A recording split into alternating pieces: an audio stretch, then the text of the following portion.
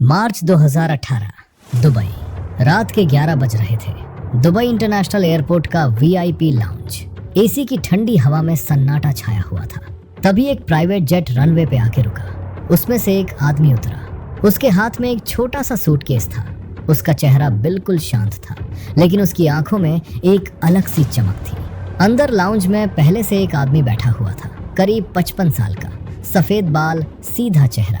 कोई भी देख के समझ नहीं सकता था कि ये आदमी हिंदुस्तान की सबसे खतरनाक खुफिया एजेंसी का हिस्सा है। जैसे ही वो बिजनेसमैन अंदर आया, उस ऑफिसर ने खड़े होकर कहा, पीएम ने आपके लिए एक संदेश भेजा है। उस बिजनेसमैन का चेहरा एक सेकंड के लिए बदल गया, क्योंकि अगले 72 घंटों में हिंदुस्तान के इतिहास का सबसे बड़ा ऑपरेशन मनी रिकवरी शुरू होने वाला था।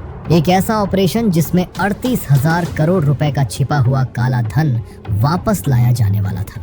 और ये सब होने वाला था बिना एक गोली चलाए, बिना कोई फौज भेजे, सिर्फ दिमाग और प्लानिंग से।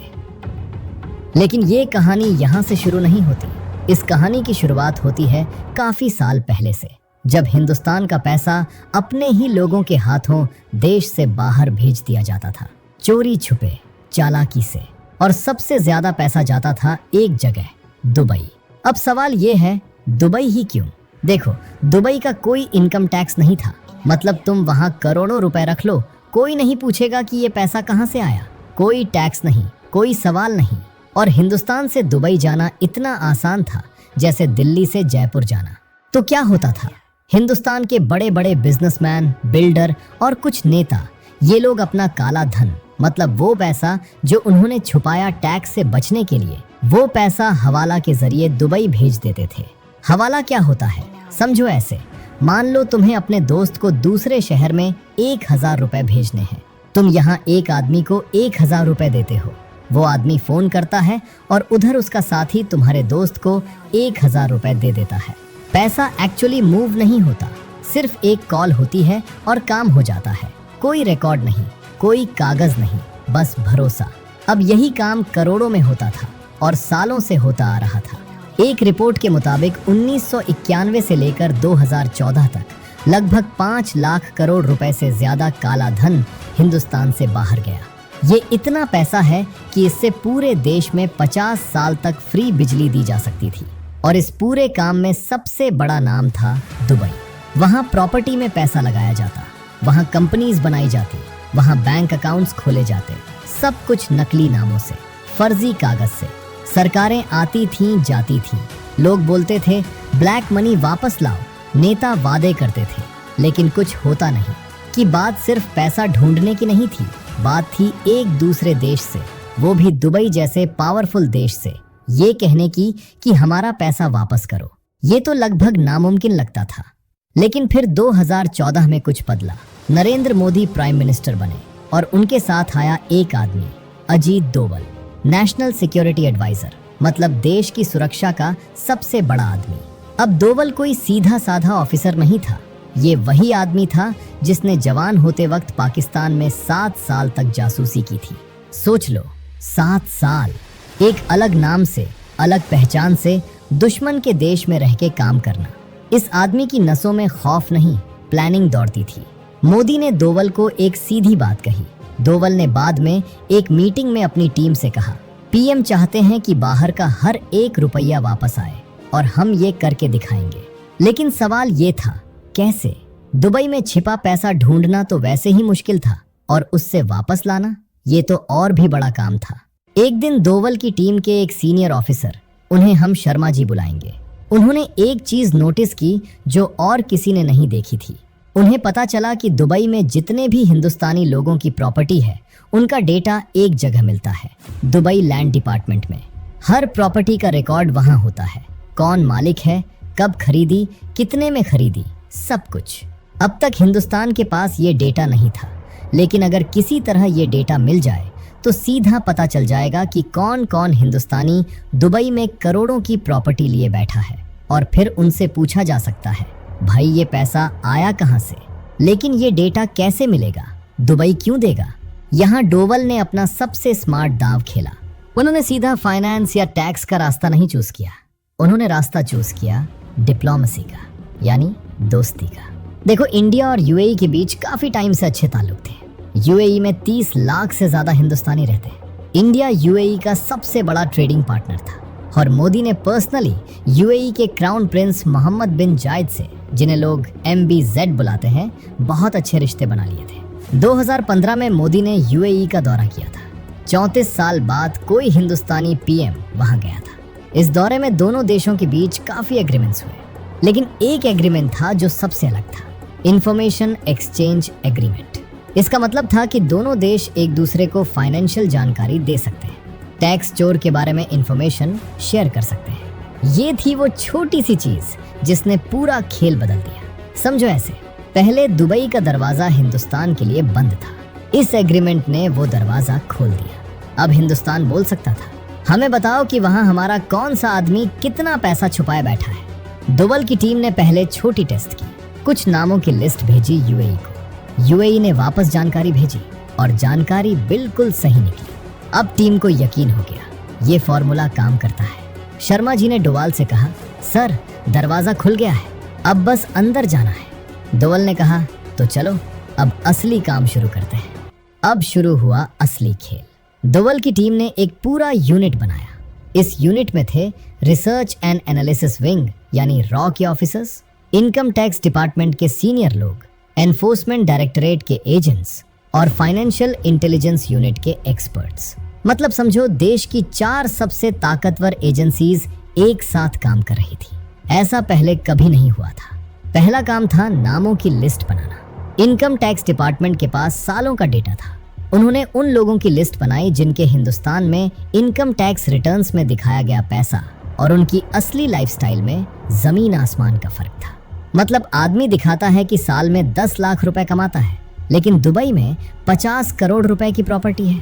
ये तो सीधा पकड़ा जाता है। ये लिस्ट बनी, 800 से ज्यादा नाम थे उसमें। फिर रॉ ने अपना काम किया। दुबई में रहने वाले अपने सोर्सेज से यानी छुपे हुए लोगों से उन्होंने हर नाम की असली जानकारी निकाली।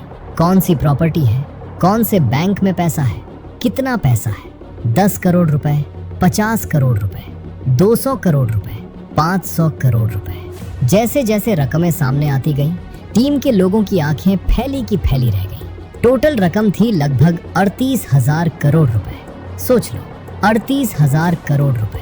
ये इतना पैसा है जितना कुछ छोटे देशों का पूरा सालाना बजट होता है। और ये पैसा हिंदुस्तान का था, हिंदुस्तान के लोगों का था, जो छीन के दुबई में छुपा दिया गया था। अब अगला कदम था ये पैसा वापस लाना। और यहाँ सबसे बड़ी दिक्कत आई, क्योंकि ये लोग ऐसे सीधे साधे लोग नहीं थे। ये थे देश के सबसे अमीर बिजनेसमैन। कुछ तो राजनीति में भी थे।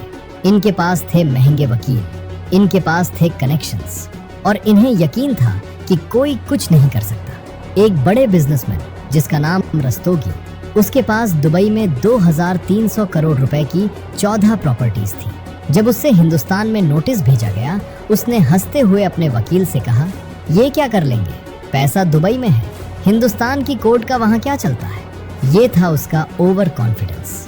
उसे लगता था कि वो बच जाएगा, लेकिन उसे नहीं पता था कि इस बार खेल अलग था। मार्च 2018 ये वो महीना था जब पूरा प्लान एक साथ चलाया गया। PM मोदी ने पर्सनली यूएई के क्राउन प्रिंस MBZ से बात की। एक फोन कॉल जिसमें मोदी ने सीधा कहा, ये लोग हमारा पैसा चुरा के आपके देश में छुपा रहे हैं, हम चाहते हैं आप मदद करें। MBZ ने हाँ कह दी। ये था वो पल जब सब बदल गया। यूएई ने हिंदुस्तान को ग्रीन सिग्नल दे दिया। अब हिंदुस्तान की एजेंसीज दुबई में जा सकती थी। यूएई के ऑफिसर्स उनके साथ काम करने को तैयार थे। और फिर 72 घंटों का काउंटडाउन शुरू हुआ। पहले 24 घंटे हिंदुस्तान की टीम दुबई पहुंची। रॉ के ऑफिसर्स, ईडी के एजेंट्स, इनकम टैक्स के सीनियर लोग सब अलग अलग फ्लाइट से आए ताकि किसी को शक ना हो। दुबई में यूएई के एंटी मनी लॉन्ड्रिंग ऑफिसर्स से मीटिंग हुई। डेटा मैच किया गया, प्रॉपर्टीज की लिस्ट कंफर्म हुई, बैंक अकाउंट्स आइडेंटिफाई हुए। दूसरे 24 घंटे सबसे खतरनाक थे, क्योंकि अब उन लोगों को पता चलने लगा था कि कुछ हो रहा है। रस्तोगी को उसके दुबई वाले वकील ने फोन किया, साहब कुछ गड़बड़ है, कुछ हिंदुस्तानी ऑफिसर्स यहाँ दिखे हैं। रस्तोगी ने तुरंत अपना पैसा दूसरे अकाउंट में ट्रांसफर करने की कोशिश की, लेकिन तब तक बहुत देर हो चुकी थी। यूएई ने ऑलरेडी उन अकाउंट्स को फ्रीज कर दिया था। मतलब पैसा जाम हो गया था, ना अंदर जा सकता था ना बाहर आ सकता था। रस्तोगी का चेहरा पीला पड़ गया।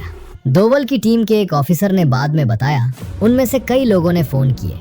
किसी ने अपने नेता दोस्त को फोन किया, किसी ने वकील को, लेकिन हर जगह से एक ही जवाब आया, इस बार कुछ नहीं हो सकता। तीसरे 24 घंटे सेटलमेंट का टाइम। हिंदुस्तान की टीम ने उन लोगों को 2 रास्ते दिए। पहला, अपनी मर्जी से पैसा वापस करो, पेनल्टी भरो और मामला खत्म। दूसरा, केस चलेगा, यूएई से डेटा मिलेगा, कोर्ट में सब सामने आएगा, नाम पब्लिक होगा, इज्जत जाएगी, जेल हो सकती है। ज्यादातर लोगों ने पहला रास्ता चुना। रस्तोगी वही आदमी था जिसने हंसते हुए कहा था, ये क्या कर लेंगे। अब उसकी हंसी गायब थी। उसने 2300 करोड़ रुपए का सेटलमेंट साइन किया। उसकी हाथों में हल्का सा कांपना था जब उसने कागज पे साइन किए। 72 घंटे, सिर्फ 72 घंटे में। लेकिन कहानी यहाँ खत्म नहीं होती, क्योंकि असली चैलेंज तब आया जब कुछ लोगों ने हाथों हाथ सरेंडर नहीं किया। कुछ लोग भागने की कोशिश करने लगे। एक और बड़ा नाम था, उसे हम कपूर बुलाते हैं। कपूर के पास दुबई में 4100 करोड़ रुपए की प्रॉपर्टीज और बिजनेसेस थी। जब उसे पता चला कि जाल बिछ चुका है, उसने यूएई से भागने की कोशिश की। उसने अपना प्राइवेट जेट रेडी करवाया। प्लान था कि दुबई से सीधा लंदन चला जाए। वहां से पकड़ना मुश्किल होता, लेकिन रॉ को पहले से पता था कि ऐसा हो सकता है। यूएई के एयरपोर्ट अथॉरिटी को ऑलरेडी अलर्ट कर दिया गया था। कपूर जब एयरपोर्ट पहुंचा, उसका पासपोर्ट स्कैन हुआ और स्क्रीन पे आया, ट्रैवल बैन। कपूर खड़ा रह गया, उसका पायलट खड़ा रह गया, सिक्योरिटी वाले आ गए। दोवल के एक ऑफिसर ने बाद में बताया, अगर कपूर 6 घंटे पहले निकलता तो शायद हम उसे रोक नहीं पाते। 6 घंटे का फर्क था। कपूर को भी आखिर सेटलमेंट करना पड़ा, 4100 करोड़ रुपए। और ऐसे एक एक करके बहुत से लोगों का पैसा वापस आया। टोटल कितना? 38,000 करोड़ रुपए से ज्यादा। ये पैसा था जो हिंदुस्तान के हॉस्पिटल्स में लगता, स्कूल्स में लगता, सड़कों में लगता। लेकिन कुछ लोगों की लालच ने इसे दुबई की बिल्डिंग्स में बंद कर दिया था। अब सोच लो, इस पैसे का क्या मतलब था आम लोगों के लिए। एक मिडिल क्लास आदमी जिसका नाम रमेश था, लखनऊ में रहता था। वो सालों से ईमानदारी से टैक्स भरता था। हर साल उसकी सैलरी का 30% टैक्स में जाता था। और वो सोचता था, मेरा पैसा कहाँ जाता है, देश में कुछ तो होना चाहिए ना। जब ये खबर आई कि 38,000 करोड़ रुपए वापस आया, रमेश ने अपनी बीवी से कहा, देख, इतना पैसा इन लोगों ने छुपाया हुआ था और हम यहाँ 500 रुपए से 500 रुपए बचाने के लिए सोचते थे। ये था असली दर्द कि जब आम आदमी ईमानदारी से जीता है तब बड़े लोग चोरी करते हैं, और जब ये चोरी पकड़ी जाती है तब पता चलता है कि सिस्टम ने कितना कुछ खोया था। इस ऑपरेशन के बाद काफी कुछ बदला। सबसे पहले यूएई और हिंदुस्तान के बीच एक ऑटोमेटिक इंफॉर्मेशन एक्सचेंज सिस्टम शुरू हुआ। मतलब अब किसी हिंदुस्तानी का दुबई में बैंक अकाउंट खुलता है तो हिंदुस्तान की सरकार को सीधा पता चल जाता है, ऑटोमेटिकली, कोई मांगने की जरूरत नहीं। दूसरा, हवाला नेटवर्क पे बड़ी स्ट्राइक हुई। काफी सारे हवाला ऑपरेटर्स पकड़े गए।